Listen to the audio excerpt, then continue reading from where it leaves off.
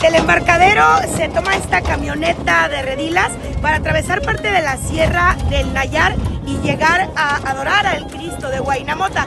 Si se realizara el trayecto caminando, serían aproximadamente 2 horas en estas camionetas. Se reduce el tiempo a media hora.